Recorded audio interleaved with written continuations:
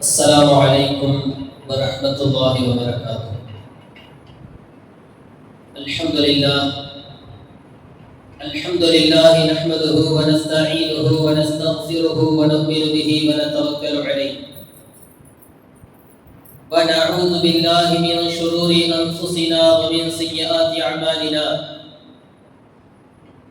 من يهده الله فلا مضل له ومن يضلله فلا هادي له، ونشهد أن لا إله إلا الله وحده لا شريك له، ونشهد أن سيدنا ومولانا محمدا عبده ورسوله.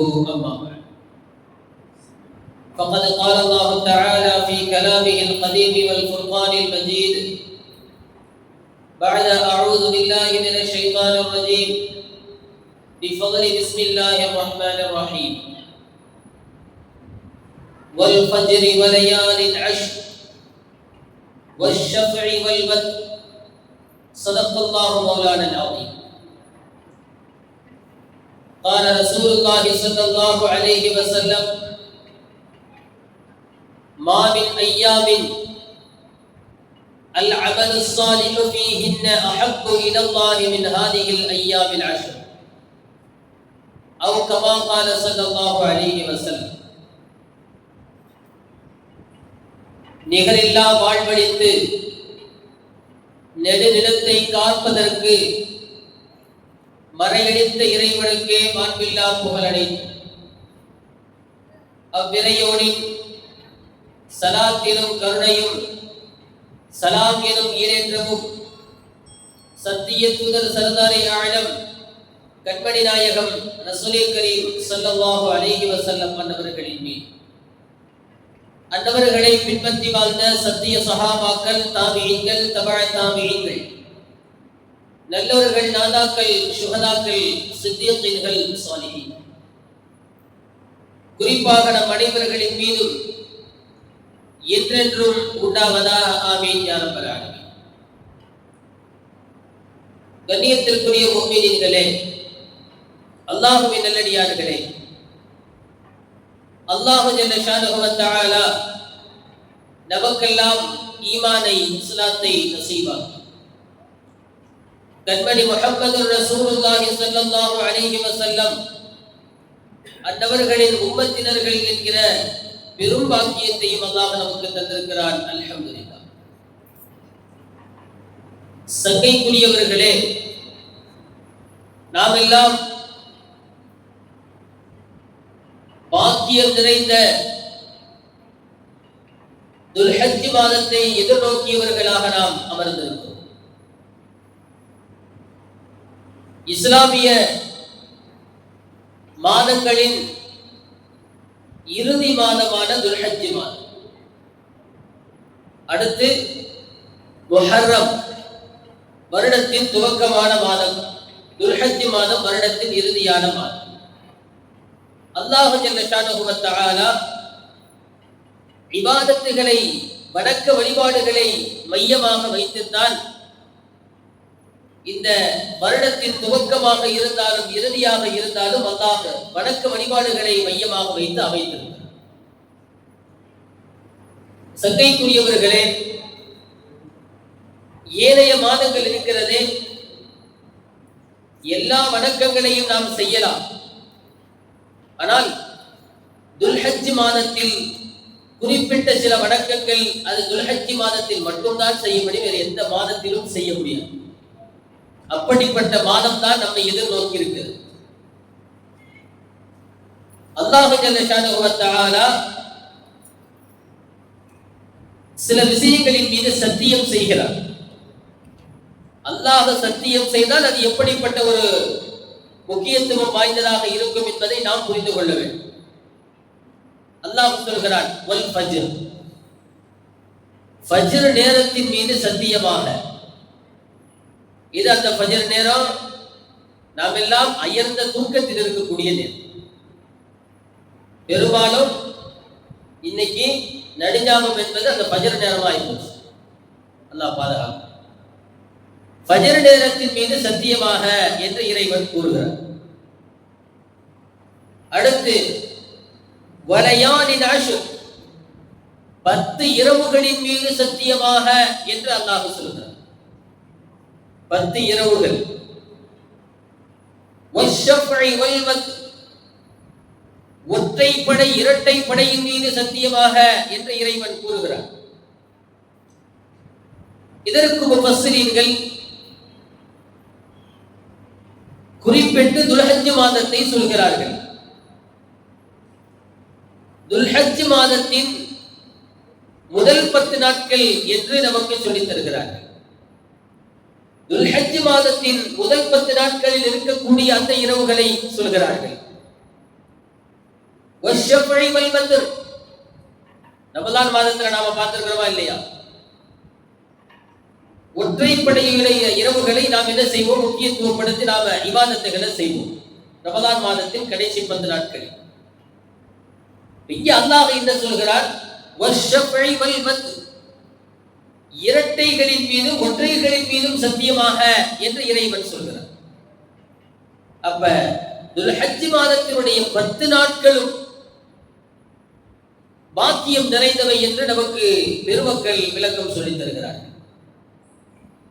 சத்தியக்குரியவர்களே, பாக்கியம் நிறைந்த இந்த துல்ஹஜ்ஜுடைய மாதத்தில் நாம் என்ன நினைக்கிறோம்? ஆட்டையோ மாட்டையோ ஒட்டகத்தையோ குர்பானி கொடுப்பதுதான் அந்த மாசத்துல நாம செய்யக்கூடிய உச்சபட்சமான வணக்கம் என்று நாம் நினைத்துக் கொண்டிருக்கிறோம். அது மட்டும் முக்கியத்துவம் வாய்ந்த வணக்கம் அல்ல. இந்த 10 நாட்களிலும் நாம் செய்கிற எல்லா வணக்கங்களிலும் அல்லாஹ்விடத்தில் மிகப்பெரிய பதவியை அந்த இபாதத்துகள் வணக்கங்கள் பெற்று தருகிறது. இந்த 10 நாட்களில் ஒரு நாள்ல நாம நோன்பு நோற்றால் அந்த நோன்புக்கு ஈடாக வேற எந்த நோன்பும் வராது. ரமலானுடைய மாத நோன்பு அல்ல.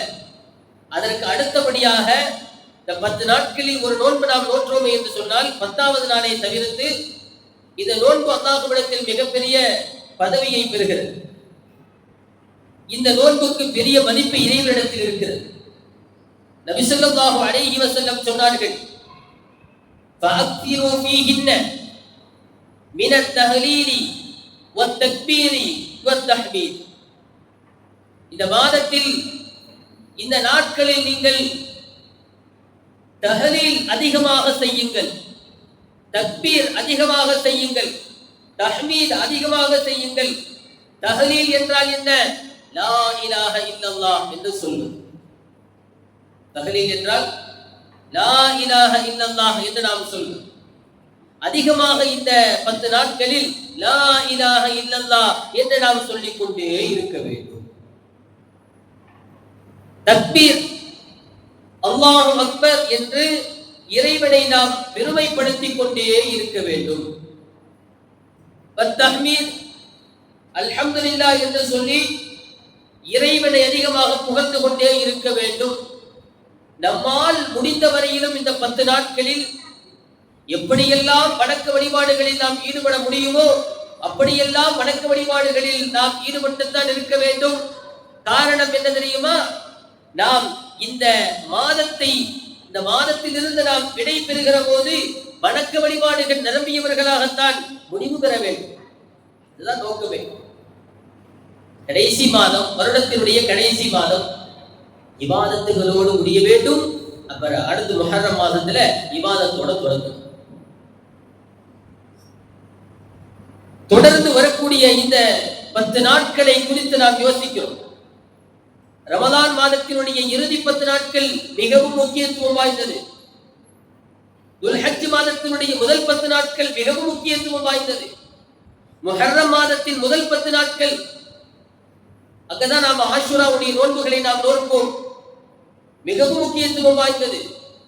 இப்படியாக குறிப்பிட்ட இந்த 10 நாட்கள் நமக்கு அல்லாஹு தஆலா வரப்பிரசாதமாக தந்திருக்கிறார். இறைவனை வணங்கி வழிபட்டு நெருக்கத்தை ஏற்படுத்திக் கொள்ள நாம் முயற்சிக்க வேண்டும். எல்லா மாதங்களிலும் எல்லா வணக்கங்களையும் நாம செய்யலாம். ரமலான் மாதத்துல நாம நோன்பு நோக்கிறோம். அந்த நோன்பு ஒரு நோன்பு கலாவாயிடுச்சு விட்டுட்டோம்னா அதை வேற நாட்களில் நோக்கலாம். ஆனா ஹஜ் ஒருத்தர் நிறைவேற்ற வேண்டும் என்று சொன்னால் அவர் துல்ஹஜ் மாதத்துலதான் அவர் ஹஜ்ஜை நிறைவேற்றவே முடியும். எல்லா நாட்களிலும் நாம என்ன செய்யலாம்? ஆட்டை இருக்கலாம், சதக்கா செய்யலாம். ஆனா குர்பானி கொடுக்க முடியாது. குர்பானி கொடுக்க வேண்டும் என்று சொன்னால் அது துல்ஹஜ் மாதத்தினுடைய பிறை 10வது நாட்களில் தான் செய்ய முடியும். ஏனைய இது போன்ற வணக்கங்களை அல்லாஹ்வுடைய நெருக்கத்தை ஏற்படுத்தி தரக்கூடிய, பிரியத்தை ஏற்படுத்தி தரக்கூடிய அந்த வணக்க வழிபாடுகளை இந்த துல்ஹஜ் மாதத்தை தவிர வேறு எந்த மாதத்திலும் நாம் நிச்சயமாக செய்யவே முடியாது. பாக்கியம் நிறைந்த அரஃபாவுடைய நாள் அது துல்ஹஜ் மாதத்துல தான் இருக்கு.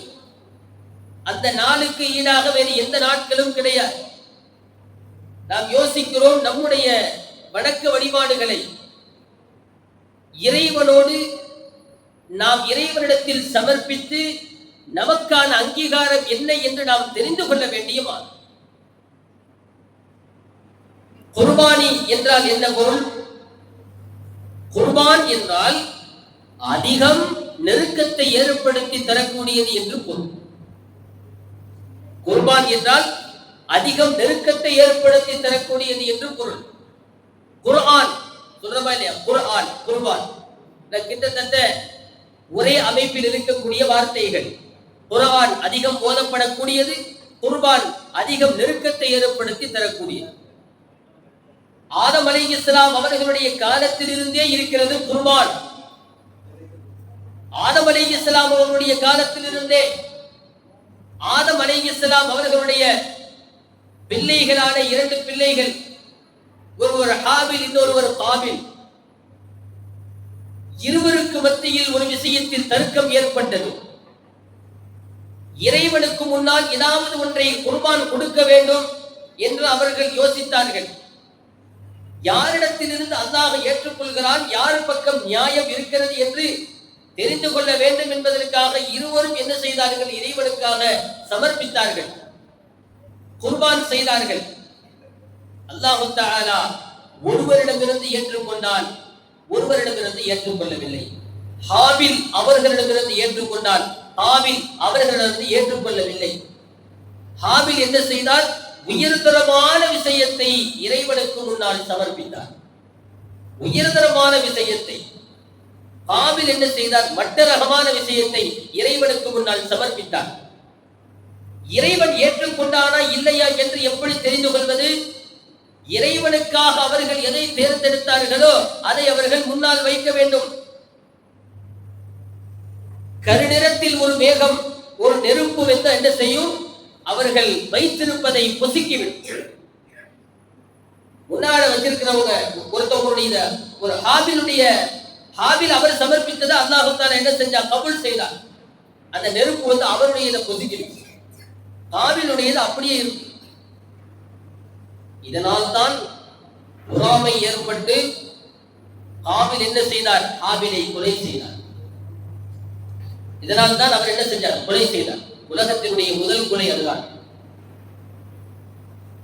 நாம் இறைவனுக்கு முன்னால் இறைவன் ஏற்றுக்கொள்ள வேண்டும் என்றால் மட்ட ரகமானதை கொடுக்க முடியுமா? அல்லாஹ்வுக்காக நாம தொழுகையை கொடுக்கணுமா? உயர்தரமான தொழுகை அல்லாஹ்வுக்கு முன்னால கொடுக்கணும். குர்ஆன் ஓதுவதை அல்லாஹ்வுக்காக கொடுக்கிறோமா? உயர்தரமான முறையில குர்ஆன் ஓதணும் அல்லாஹ்வுக்காக. ஒரு தஸ்பீஹ் செய்கிறோம் அல்லாஹ்வுக்காக, உள்ளார்த்தமான முறையில் ஓத வேண்டும். எந்த நற்காரியங்களாக இருந்தாலும் பேருக்காக, புகழுக்காக, பதவிக்காக, பெருமைக்காக இல்லாமல் இறைவனுடைய பொருத்தத்தை மட்டுமே நாடியவர்களாக செய்து நெருக்கத்தை மென்மேலும் அதிகப்படுத்திக் கொள்ள இந்த மாதம் நமக்கு காரணமாக இருக்கு. இதை நாம் பயன்படுத்திக் கொள்ளத்தான் வேண்டும். உண்மையான நல்லடியார்கள் இறைவனோடு நெருங்குவதற்கு ஏதாவது காரணத்தை தேடிக்கொண்டேதான் இருக்கிறார்கள். ஏதாவது ஒரு காரியம் நம்மை அல்லாஹ் கபூல் செய்வதற்காக. முன்னோர்களுடைய வரலாறுகளை எடுத்து படித்து பார்க்கணும். நபிமார்களாக இருக்கட்டும், அந்த நபிமார்களை உண்மையாக பின்பற்றிய நல்லடியார்களாக இருக்கட்டும், யாராக இருந்தாலும் அவர்கள் யதார்த்தத்தில் வணக்க வழிபாடுகளை அதிகமாக செய்யக்கூடியவர்களாக இருந்தாலும் கூட ஒருவேளை நாம் செய்கிற வணக்கமே நமக்கு பாதகமாக ஆகிவிடக் கூடும் என்பதற்காக அவர்கள் இன்னும் அல்லாஹ்வுடைய நெருக்கத்தை ஏற்படுத்திக் கொள்ள ஏதாவது ஒரு காரணம் கிடைக்குமா, இறைவனோடு தொடர்பை நெருக்கத்தை அதிகப்படுத்திக் கொள்ளலாம் என்று அவர்கள் அனுதினமும் ஆசைப்பட்டுக் கொண்டேதான் இருந்திருக்கிறார்கள். அதனால்தான் எல்லா வணக்கங்களிலும் நாம் சஹாபாக்களை போட்டி போட்டு மிஞ்ச முடியாது. சஹாபாக்களோட நாம போட்டி போட முடியுமா? அவர்களுக்கு என்று உள்ள மதிப்பு உலகத்தில் யாருமே பெற்றுக் கொள்ளவே முடியாது. ஒருத்தர் 100 வருஷம் இபாதத்து செய்தார், 100 வருஷம் இபாதத்து, ஒரு வினாடி தவறாமல் 100 வருஷம் இபாதத்து செய்தார் என்று சொன்னால் ஒரு சஹாபியினுடைய அந்தஸ்து என்ன? சஹாபாக்களின் கடைசி நிலை சஹாபி நபி ஸல்லல்லாஹு அலைஹி வஸல்லம் அவர்களை கண்ணால் பார்த்து ஈமான் கொண்டு அந்த ஈமானோடு கடைசி மூச்சு வரைக்கும் வாழ்ந்து மரணித்தவர்களை நாம் சஹாபாக்கள் என்று சொல்வோம். கடைசி நிலை சஹாபி, கடைசி நிலை சஹாபி அவர் ஒரு 10 நிமிஷம் தான் உயிரோடு இருந்தார். இஸ்லாத்தை ஏற்றார். என்ன செய்தார்? ஒரு 10 நிமிடத்தில், அரை மணி நேரத்திற்குள்ளாக அவர் மௌத்தாகி விட்டார் என்று சொன்னால் 100 வருஷம் நாம் செய்கிற இபாதத்தை காட்டிலும் அந்த சஹாபியானவர் 10 நிமிடம் இஸ்லாத்தில் இருந்ததற்கு நிகராக நம்முடைய 100 வருடம் வரவே வராது. அதுதான் தக்வா, அதுதான் இஹ்லாஸ். நபி ஸல்லல்லாஹு அலைஹி வஸல்லம் அவர்களை பார்த்தமைக்காக அல்லாஹ் அவர்களுக்கு கொடுத்த மிகப்பெரிய பதவி அது, யாருமே எண்ண முடியாது. ஆக இறைவனோடு நெருக்கத்தை ஏற்படுத்திக் கொள்ள ஏதாயினும் காரணங்கள் நமக்கு முன்னால் வருகிற போது அதை நாம் செய்து கொண்டேதான் இருக்க வேண்டும். இந்த நாட்களை குறித்து நபி ஸல்லல்லாஹு அலைஹி வஸல்லம் அவர்கள் சொன்னார்கள், மாமின் ஐயாமின் அல் அமலு ஸாலிஹ், எந்த ஒரு சாலிஹான அமலும் இது போன்ற நாட்களில், இது போன்ற வணக்கங்கள் எந்த நாட்களிலும் சிறந்ததாக காணப்படாது. இந்த 10 நாட்களில் நாம் செய்கிற வணக்கங்களை தாண்டி எந்த வணக்கங்களும் இறைவனுக்கு பிரியமானதாக இல்லை என்று சொன்னார்கள். ஏனைய நாட்களில் நாம் செய்கிற வணக்க வழிபாடுகள், ஏனைய நாட்களில் நாம் செய்கிற இபாதத்துகள், அந்த இபாதத்துகளுக்கும் இந்த துல்ஹஜ் மாதத்தில் நாம் செய்கிற 10 நாட்களில் நாம் செய்கிற திக்ராக இருக்கட்டும், தொழுகையாக இருக்கட்டும், குர்ஆன் ஓதுவதாக இருக்கட்டும், எந்த வணக்கங்களும் இந்த நாட்களில் செய்யப்படுகிற இபாதத்துகளுக்கு நிகராக எந்த நாட்களிலும் இபாதத்தும் அல்லாஹ்வுக்கு மிக பிரியமானதாக இல்லை. பாக்கியம் நிறைந்த துல்ஹஜ்ஜுடைய மாதத்தை நாம் எதிர்நோக்கி இருக்கிறோம். நம்முடைய சிந்தனைகளை, நம்முடைய செயல்பாடுகளை, ஹாஜிகள் எல்லாம் ஹஜ்ஜி செல்லக்கூடிய மாதம். உலக மக்களுக்கெல்லாம் அந்த நன்மைகள் கிடைக்க வேண்டாமா? உலக மக்கள் எல்லாம் அதை அடைய வேண்டாமா? அதனால தான் நமக்கு மார்க்கம் சொல்கிறது, ஹாஜிகள் என்ன மாதிரியான சிறப்புகளை எல்லாம் பெறுகிறார்களோ அந்த சிறப்புகளை எல்லாம் சராசரியான மக்கள் எல்லாம் பெற வேண்டும் என்பதற்காகத்தான் இந்த மாதத்தினுடைய சிறப்புகள் கூறப்படுகிறது. குர்பானி கொடுக்கக்கூடியவர் துல்ஹஜ் மாதத்தினுடைய பிறை பார்த்ததிலிருந்து அந்த ஆட்டை அவர் அறுக்கும் வரையிலும், குர்பானி கொடுக்கும் வரையிலும் நெகத்தையோ முடியையோ வெட்டக்கூடாதுங்கிற சட்டம் நமக்கு தெரியுமா இல்லை? நெகத்தையோ முடியையோ அவர் வெட்டக்கூடாது, எதையும் களையக்கூடாது. ஏன்? என்ன, ஹாஜிகள் அங்க அப்படித்தான் இருக்கிறார். ஹாஜிகள் நெகத்தை வெட்ட மாட்டாங்க, முடியை வெட்ட மாட்டாங்க. நாமளும் அந்த உயர்வை பெற வேண்டாமா? எல்லா மக்களுக்கும் அந்த பதவிகள், அந்த அந்தஸ்து கிடைக்க வேண்டும் என்பதற்காகத்தான் நமக்கு மார்க்கம் இது போன்ற வழிகளை நமக்கு காட்டி இருக்கிறது. நாம் மேற்கொள்ள வேண்டும். எந்த ஒரு இபாதத்தையும் முன்ன மாதிரி இல்லை. இப்போ இபாதத்துகள் முன்னொரு காலத்தில் இருந்ததை போல இன்றைக்கு நாம் பார்க்க முடியவில்லை. ஹஜ்ஜாக இருக்கட்டும், பெருமைக்காக செய்யக்கூடிய நிலைகளை எல்லாம் நாம் பார்க்கிறோம். குர்பானியாக இருக்கட்டும், பெருமைக்காக என்னடா கொடுக்கறேன்னா எவனாவது கேட்டுருவான். பணக்காரரா இருந்துகிட்டு குர்பானி கொடுக்க ஒரு ஆட்டை வாங்கி குர்பானி கொடுக்க தெரியல என்று யோசிப்பான். அப்படின்னு யாரும் பேசக்கூடாதுங்கிறதுக்காக குர்பானி கொடுப்பான். பெருமைக்காக கொடுக்கக்கூடியவர்கள் எல்லோரும் அல்ல, காலத்தின் சூழ்நிலை அப்படி அமைந்திருக்கிறது. ஆனால் முன்னால் எப்படி இருந்துச்சு நல்லா யோசிச்சு பாருங்க.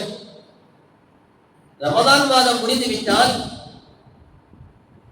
ஆளுக்கால என்ன செய்வோம்?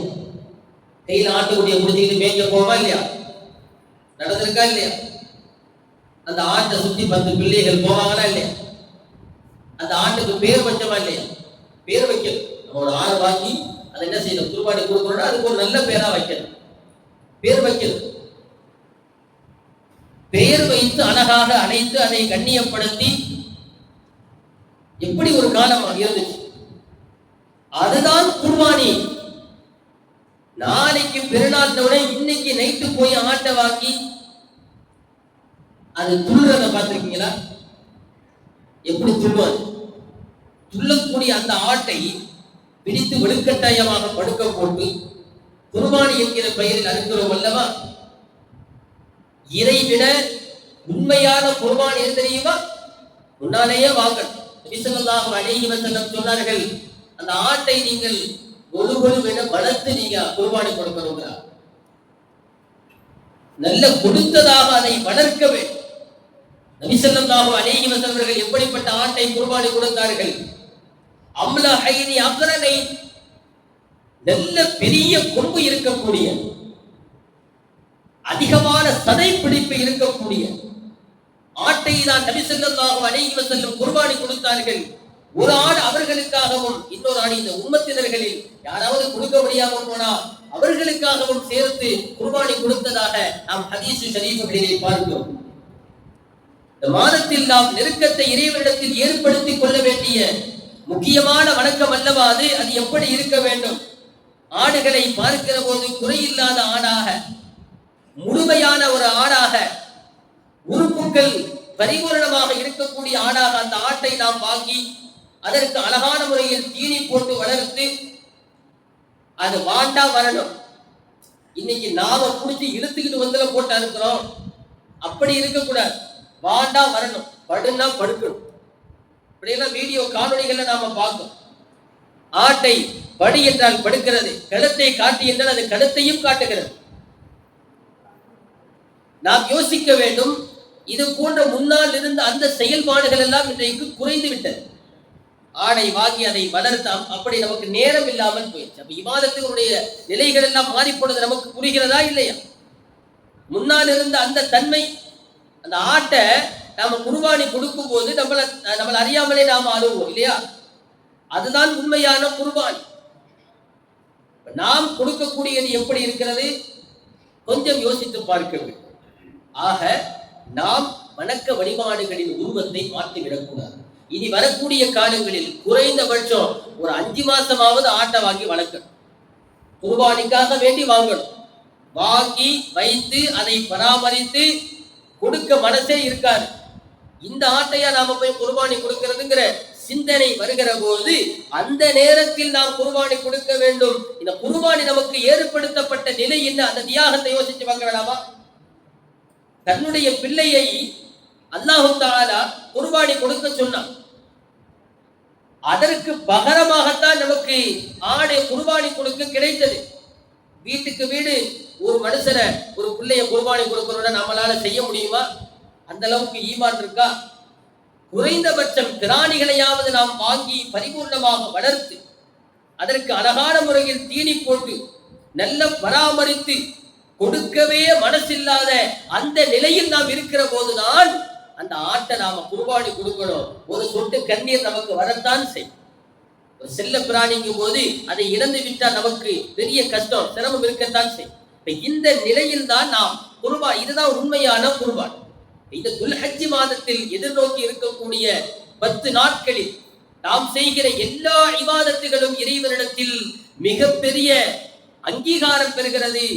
நாம் அதற்கு உரியவர்களாக ஆக வேண்டும். அல்லாஹு ஜல்ல ஷானஹு வ தஆலா எதிர்வரக்கூடிய இந்த துல்ஹஜ் மாதத்தின் முதல் 10 நாட்களை தொடர்ந்து வாழ்நாள் முழுவதும் வணக்க வழிபாடுகளை அதிகமாக செய்யக்கூடியவர்களாக அல்லாஹ் தஆலா ஆக்கி தந்தல் புரிவானாக. ஆமீன். வ ஆகிரு தஅவானா அல்ஹம்துலில்லாஹி ரப்பில் ஆலமீன். அஸ்ஸலாமு அலைக்கும் வரஹ்மத்துல்லாஹி வபரகாத்துஹு.